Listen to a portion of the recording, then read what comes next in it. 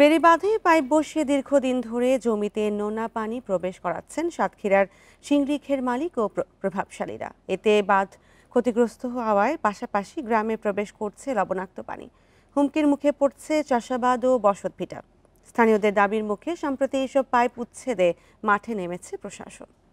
Bundle থাকলে প্রতি সেনমানিতে টাকা বাঁচবে। বিকাশ সেনমানি বান্ডেল কিনে জিতুন প্রতি লেনদেনে। সাতক্ষীরা উপকূলে প্রায় ৫৫,০০০ ছোট বড় মাছের ঘের। বাঁধ কেটে পাইপ বসিয়ে দীর্ঘদিন ধরে নদী ও খালের নোনা পানি জমিতে ঢোকান ঘের ব্যবসায়ীরা। এতে করে বেড়িবাঁধ হুমকিতে পড়ার পাশাপাশি ফসল উৎপাদনেও বিরূপ প্রভাব দেখা দিয়েছে। স্থানীয়দের দাবির মুখে সম্প্রতি এসব অবৈধ পাইপ উচ্ছেদ শুরু করেছে পানি উন্নয়ন বোর্ড ও প্রশাসন।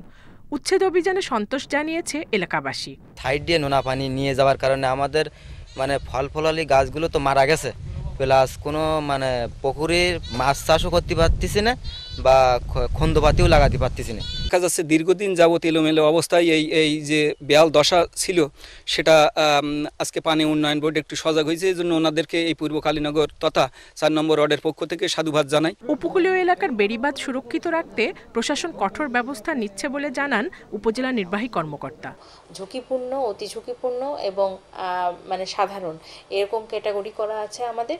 আমরা অতি ঝুঁকিপূর্ণ যে সকল 90 পাইপ বাঁধের ক্ষতি করছে সেগুলাকে আমরা আস্তে আস্তে প্রায়োরিটি দিয়ে আমরা সেগুলো উচ্ছেদ করার চেষ্টা করছি। চিংড়ি সহ বিভিন্ন মাছের ঘের নির্ধারিত দূরত্বে স্থাপন করার পরামর্শ দিয়েছে পানি উন্নয়ন board.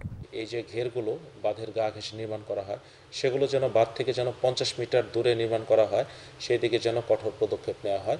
At the same time এই ঘেরগুলোতে যে অবৈধভাবে পানি নেওয়ার জন্য যে বাঁধ ছিদ্র করে পাইপ বা বক্স কল বসানো হয় সেগুলো কিন্তু আমরা অপসারণ শুরু করেছি। বিভিন্ন সূত্রের তথ্য বলছে জেলার মোট ৬৮৩ কিলোমিটার বেড়িবাঁধের অন্তত ৩,০০০ স্থানে অবৈধভাবে পাইপ বসানো হয়েছে। Independent news.